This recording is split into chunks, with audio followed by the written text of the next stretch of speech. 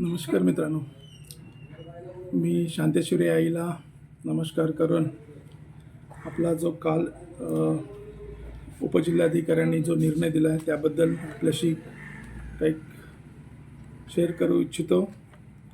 तर गेली अनेक वर्ष आपण हा लढा देत होतो. ह्या लढ्यामध्ये अनेकांनी सहभाग घेतला होता. अनेक जण आपल्या आपल्या परीने लढत होते आणि हा विषय सरकारसमोर मांडण्याचा प्रयत्न केला आणि यश मिळवण्याचा प्रयत्न केला, पण बऱ्याच वेळा आपण अपयशी ठरत होतो.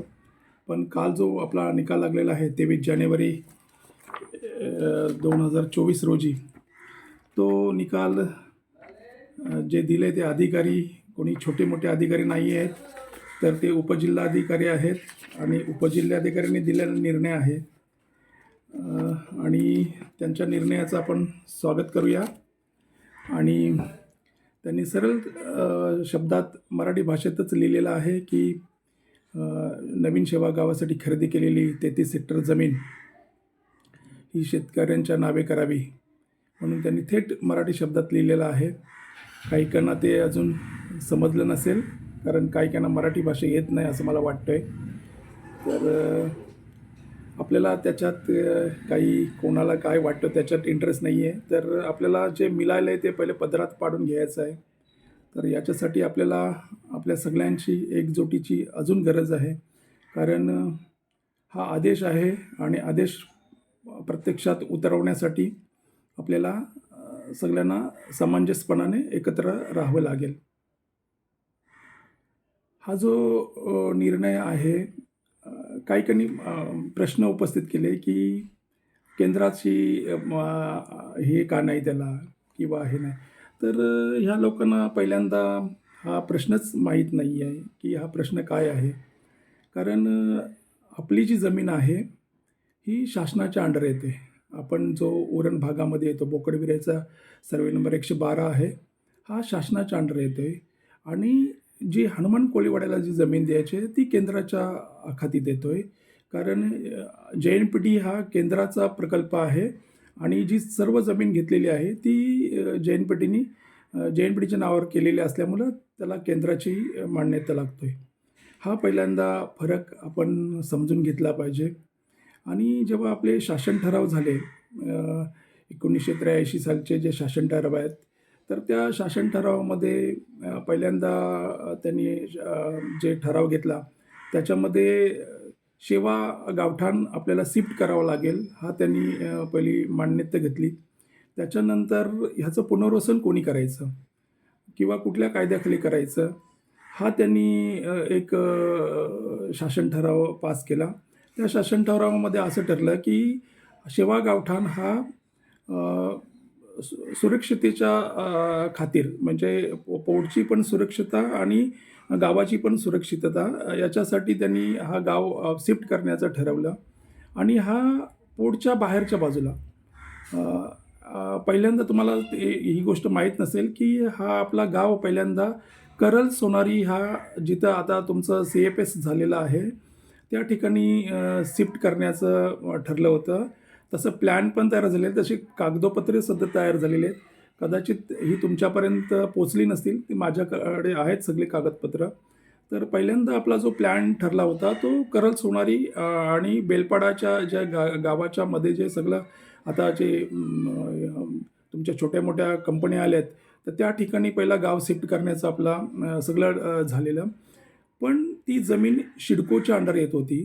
सिडकोचा त्याच्यावर स्टॅम्प होता. त्याच्यामुळं प्रोसिजर खूप लांबणीची वाटत होती आणि त्यामुळं त्यांनी तिथं गाव आपला वसवला नाही आणि त्याला गावकऱ्यांनी पण नकार दिला. आणि हे करताना एक 14 जणांची कमिटी नेमली होती शासनानं की गाव कोणी कुठं शिफ्ट करायचा, लोकेशन कुठं असेल, याच्यासाठी जागेची निवड करायची आहे.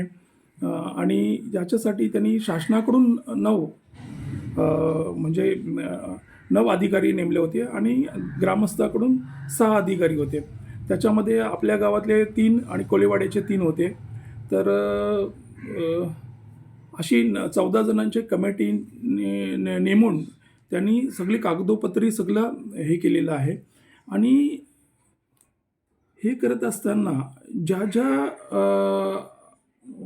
विभागाची ज्या शासकीय अधिकाऱ्यांची गरज आहे त्या सर्व अधिकाऱ्यांची नेमणूक केली होती.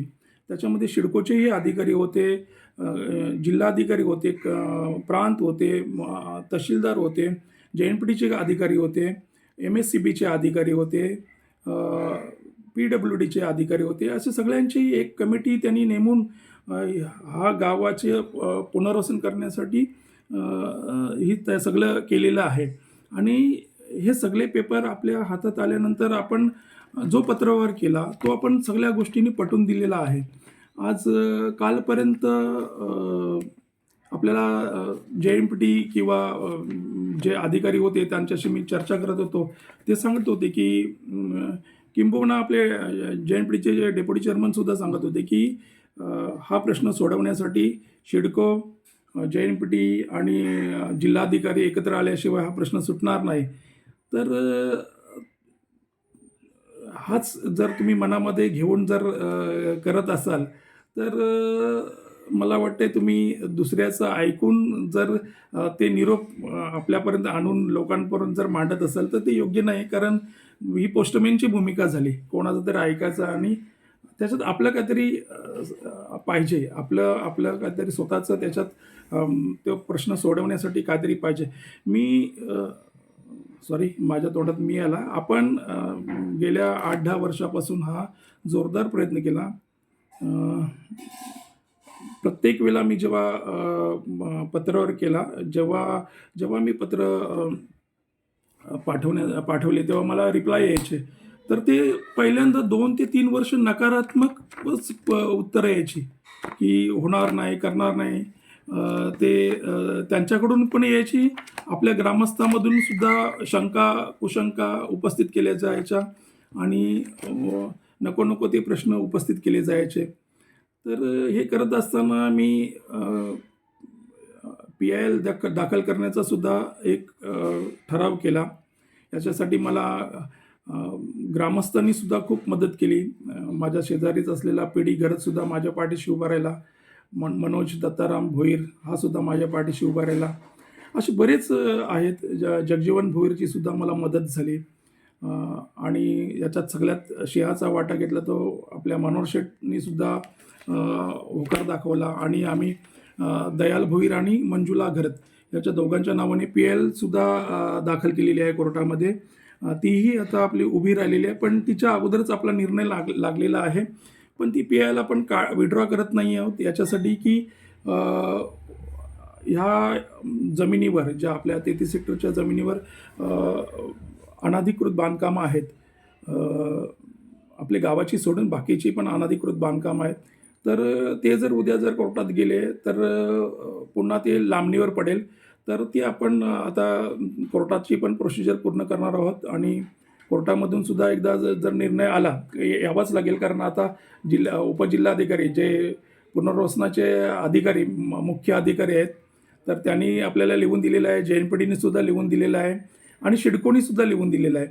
तर मला काही कागदपत्र आपल्यासमोर ठेवता येत नाहीत कारण ती शासनाची काही कॉन्फिडेन्शियल कागदपत्र असतात. आणि मी तुमचं केंद्राचं आपल्या केंद्रात हा प्रश्न का मांडत नाही किंवा काय, हे केंद्रात सुद्धा मांडलेलं आहे. केंद्राकडून सुद्धा मला उत्तरं आलेली आहेत. पण ती मी तुमच्या समोर अशी जगजाहीर नाही करू शकत ती पत्र. कारण त्याला मला बंधन येत आहेत ती करायला. तर पण मुळात आपला प्रश्न हा केंद्राशी निगडीतच नाही आहे. आपला प्रश्न हा राज्याशी निगडीत आहे. मी मुख्यमंत्री एकनाथ शिंदे साहेबांचे सुद्धा मी आभार मानेन. कारण त्यांनी सुद्धा आपल्याला जेव्हा पत्र मी त्यांना पाठवलीत तेव्हा त्यांनी मला त्या पत्राचं उत्तर दिलेलं आहे. आणि संबंधित डिपार्टमेंटला सुद्धा त्यांनी पत्रव्यवहार करून कळवलेलं आहे की यांचा काय प्रश्न असेल तर तुम्ही सोडवा. तर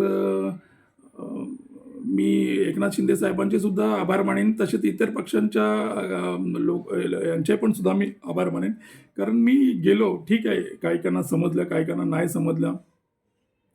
मी गोगावले साहेबांपासून तुमच्या कर्जतचे आमदार त्यांनाही मी त्यांचेही सुद्धा धन्यवाद मानेन. कारण त्यांनी माझा प्रश्न ऐकून तरी घेतला, कमीत कमी मला ऐकून घेतला. मी आपले आमदार महेश बालदी साहेबांना सुद्धा धन्यवाद मानेन. कारण त्यांनी पण माझ्याबरोबर 2-4 मीटिंग केल्या आणि त्यांनी सुद्धा प्रश्न समजून घेण्याचा प्रयत्न केला. मनोहर शेठ तर आपले आहेतच. त्यांनी तर खूप प्रयत्न केले. त्यांनी जवळपास 24 मीटिंग ह्या मंत्रालयामध्ये घेतल्या. पण त्याचा विषय थोडा मांडण्याचा थोडा हे होता, तो थोडा वेगळा होता. त्याच्यामुळं आणि त्यांच्याकडे कागदपत्राची जास्त हे नसल्यामुळं त्यांचा तो प्रश्न त्यांना व्यवस्थित हे नाही करता आला. त्याच्यामुळं कदाचित ते हे झालं नसावं. पण आपण त्याच्यानंतर जे कामाला लागलो, दिवस-रात्र आपण काम करत होतो आणि आपण हे करत होतो. ही एका रात्रीची किंवा 2 रात्रीची गोष्ट नाही आहे. याच्यासाठी खूप मेहनत करावी लागली, याच्यासाठी खूप वेळ खर्च करावा लागला, याच्यासाठी खूप पैसा खर्च करावा लागला. तर मला त्या वेळेचा आणि पैशाचा काही घेणं-देणं नाही आहे. मला तुमच्या चेहऱ्यावर आनंद दिसतोय. गोरगरिबांच्या ज्या मी कधी घरात जायचो 40 चौरस मीटरमध्ये बिचारे लोकं राहायची, अजूनही राहत आहेत. तर ही आता जास्त वेळ राहिलेली नाही आहे. कारण कागदोपत्री तर आपण आता विजय मिळवलेलाच आहे. आता प्रत्यक्षात विजय मिळवायला थोडासा अवधी लागेल आपल्याला. पण त्याच्यासाठी आपल्याला खरंच एकत्र येण्याची आणि एकमेकाला समजून घेण्याची गरज आहे. कारण जेव्हा काही चांगल्या गोष्टी होतात तिथं उकिरडे करणारे उंदीर तर तुम्हाला माहीतच आहेत. उंदीरांशिवाय चांगल्या गोष्टीला वाव येत नाही. तर असे उंदीर आपल्याकडे आहेत आणि ते उकिरडे काढतच राहणार. तर 364 शेतकऱ्यांचा जो नकाशा, अप्रूव्ड नकाशा आहे, तर ह्याच्यामध्ये 364 शेतकऱ्यांना त्यांनी जमिनीचं वाटप पण केलेलं आहे. कमीत कमी बिगर शेतकरी असेल तर 2 गुंठा, शेतकरी असेल तर 4 गुंठा अशी ती आणि याच्यामध्ये हे केलेली आहे. आणि मला वाटतं आपल्या गावामध्ये फक्त 14 लोकं अशी आहेत की ती बिगर शेतकरी दिसत आहेत आणि बाकीची सगळी शेतकरीच आहेत. त्यामुळं प्रत्येकाला 4 गुंठा हा जमीन मिळेलच आणि त्याच्यात वाढीव 1.5 गुंठा असा प्रत्येक कुटुंबाला 5.5 गुंठ जमीन ही 100% मिळेल. त्याच्यात काही आता वाद राहिलेला नाही. राहिले जमिनीचा, काही लोकं सांगतात की आपल्या जमिनीवर सिडकोनी बांधकाम केलं आहे किंवा आणखी कोणी बांधकाम केलं आहे. तर ही जेव्हा आपल्याकडे आपण सातबारे काढले किंवा आकारबंद, फेरफार, उतारे जेव्हा आपण मिळवले, हे पण आपल्याला का सहजासहजी मिळालेले नाही आहेत. आपण ते मिळवले आणि आपलं गाव उरण तालुक्याच्या यादीमध्ये नव्हतं. कोळीवाडाही नव्हता आणि आपलाही गाव नव्हता. तर ते आपण आता जर तुम्ही महाभूमी अभिलेखमध्ये जर जाऊन पाहिलं तर आपलं गावही दिसतोय, गावाची एरियाही दिसतोय आणि रीतसर म्हणजे आपण मौजे प्राप्त झालेला गाव. आपला एवढे दिवस मौजे नाही, हे नाही, आपल्याला काही ना काही कारणं सांगितली जायची आणि आपला त्याच्यामुळं टॅक्स किंवा ह्या गोष्टी आपल्यापासून वंचित राहिलेल्या आहेत. तर आपल्याला त्याही गोष्टीकडे बघायचं आहे आणि गावाची खूप अजून आपल्याला भरभराटी करायची आहे. ही एकदा जमीन तुमच्या ताब्यात आली तर माझी एक सगळ्यांना विनंती आहे, कृपया घाईघाईनं विकायला किंवा 50-50 करायला जाऊ नका. कारण उरण तालुक्यामध्ये नाही, तुम्हाला आता महाराष्ट्रामध्ये सुद्धा जमीन मिळणं मुश्किल जाईल. तुम्हाला वाटते असं इझी नाही आहे. तर ही जमीन तुम्हाला जी मिळेल ती कृपया जपून ठेवा. आपण नक्कीच त्याचा विचार करू. आपण आपले वेगवेगळे प्लॅन आहेत त्याच्यावर, जे की तुम्हाला कसं उत्पन्न घेता येईल किंवा त्याच्यावर आपल्याला कसे कायमस्वरूपी आपलं नोकरी नसेल तरी आपल्याला कसं आपलं कुटुंब चालवता येईल, या गोष्टीचा आपण एक आराखडा पण तयार केलेला आहे. तो मांडीन तुमच्यासमोर, मी नक्कीच मांडीन. आणि हे सगळं झालेलं आहे. तर आज आपल्याला आदेश जो दिलेला आहे तो एका मोठ्या अधिकाऱ्याने दिलेला आहे. आणि तो आदेश देताना शेवटी त्या अधिकाऱ्यालाही त्याच्या नोकरीचा आणि सगळ्याचा हे असतोय. असं ते कोणीही असं उठून आपल्याला दिलेलं नाही आहे. तर ना आपल्याला सिडकोची NOCची गरज लागणार आहे आता आणि कसलीच गरज लागणार आहे. तर कृपया पहिल्यांदा तुम्ही समजून घ्या आणि नंतरच लोकांसमोर व्यक्त व्हा. कारण अगोदर तुम्ही कुठलीच गोष्ट समजून घेत नाही. कोणीतरी काहीतरी सांगतोय, त्यानेही स्टडी केलेली नसतं आणि तो तुम्हाला काहीतरी सांगतोय आणि तुम्ही येऊन लोकांसमोर सांगता. तर हे मला योग्य वाटत नाही आहे. पहिल्यांदा तुम्ही समजून घ्या, की आपल्या हे जमिनीचा फंडा काय आहे आणि जमीन कोणाच्या अख्यारीत्या खाली येतोय, कोणाला अधिकार आहेत. कारण मी मगाशी तुम्हाला बोललो, की आपले 3 ठराव झालेले आहेत आणि त्या 3 ठरावामधला मला वाटते 10/11/1983 जो ठराव आहे, त्या ठरावामध्ये सगळ्या गोष्टी स्पष्ट केलेल्या आहेत आणि जो MRP-TP ॲक्ट 1976चा जो कायदा लागू करून आपल्याला आपलं पुनर्वसन केलेलं आहे आणि याच्याप्रमाणे आपलं पुनर्वसन झालेलं आहे. तर हे कायदे पण तुम्ही जरा बारकाईनं जर पाहिलेत तर बरं होईल. तुम्ही काही गोष्टी जरा वाचून लोकांसमोर जर सांगितल्यात किंवा त्याच्यावर रिॲक्ट झालं तर लोकांचंही भलं होईल आणि आपण नावासाठी कधी करत नाही आहे आणि मी जी क्लिप बनवते ही सुद्धा माझ्या नावासाठी बनवत नाही आहे. कारण याच्यामध्ये सगळ्यांनी प्रयत्न केलेले आहेत. आपले शिवसेना असो, BJP असो, शेका पक्ष असो, मनसे असो किंवा काँग्रेस असो, या सगळ्यांचं योगदान आहे. सगळ्यांनीही आपल्या परीनं प्रयत्न केलेले आहेत. मी तर तळागाळच्या लोकांपासून जर नावं घेतली तर मला कमीत कमी 100 ते 150 नावं घ्यावी लागतील. कारण मला माझ्या ऑफिसमधले पिऊनपासून माझ्या ऑफिसमधल्या पिऊनपासून ते चेअरमनच्या ऑफिसमध्ये असणाऱ्या लोकांपर्यंत आपल्या गावातील शिपायापासून म्हणजे ग्रामपंचायत शिपायापासून ते ग्रामसेवकांपर्यंत किंवा तहसीलदार असो किंवा कलेक्टर साहेब असो यांच्या सगळ्यांच्यापर्यंत मला सगळ्यांनी मदत केली. मी त्यांच्यापुढे जसा विषय मांडत गेलो तसे त्यांनी कधी नकार दिला, कधी होकार दिला. पण त्यांच्या नकाराला मी होकारात बदलण्याचं जे हे दाखवलं आणि त्याच्याने ते आज आपल्याला जे पिक्चर आपल्यासमोर आलेलं आहे हे कोणी माझे होकार देणारे हे नातेवाईक किंवा माझे कोणी हितचिंतक नाही आहेत. प्रत्येकाला आपल्या नोकरीची, आपल्या अस्तित्वाची, आपल्या याची काळजी असते आणि त्यांनी ती निभावलेली आहे आणि त्यांनी त्या जिम्मेदारीनं आपल्याला हे गाव नावावं करण्याचं 33 हेक्टर जमीन नावावं करण्याचा आदेश दिलेला आहे. हे आपसमध्येच डिस्प्यूट तुम्ही बाजूला ठेवा आणि लवकरात लवकर या 2-4 महिन्यामध्येच कसं जमीन आपल्या नावावर होईल याकडे लक्ष केंद्रित करा. कारण ही जरी मंजुला राजेंद्र घर हिच्या नावाने उपोषणाच्या याच्याने जरी ते नाव आलेलं असलं तरी याच्यामागं बऱ्याच लोकांचा हातभार आहे.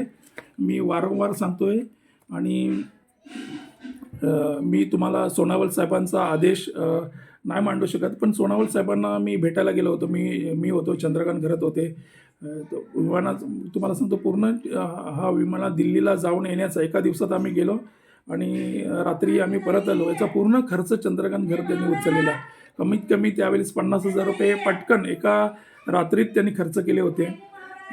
पंडित घरत होते. पंडित घरतनी सुद्धा आम्हाला गाडी वेळोवेळी दिलेली आहे. किसन सुतार आहेत, रोहित भोईर आहे, शोभा भोईर आहे. ही तर गावातली मंडळी झाली. गावाबाहेरची तर भूषण पाटील साहेब आहेत, रवी पाटील साहेब आहेत, दिनेश पाटीलनी सुद्धा आपल्याला थोडा बहुत मदत केलेली आहे. नाही असं नाही बोलता येणार. पण माझं थोडंसं जाऊ दे, मी आता काय जास्त बोलते. कोलीवाड्याचे आहेत, रमेश कोली आहेत, प्रवीण कोली आहेत, हनुमान कोली आहेत. कधीही मला जर गरज लागली तर मी त्यांना सांगितलं आणि त्यांनी नकार दिला असं नाही. त्यांनी मला प्रत्येक वेळेला मदत केलेली आहे. असे आपले एक JMPचे अधिकारीसुद्धा आहेत, शिरवाडकर साहेब आहेत, सुर्वे साहेब आहेत. यांनीसुद्धा रेकॉर्ड शोधण्यामध्ये आणि हे करण्यामध्ये आपल्याला खूप मदत केलेली आहे आणि त्यांची दुटी जरी असली तरी त्यांनी याच्यासाठी खूप 1984 सालचा रेकॉर्ड शोधून काढणं जोक नव्हतं. मी पुन्हा एकदा ब्रेक घेतोय.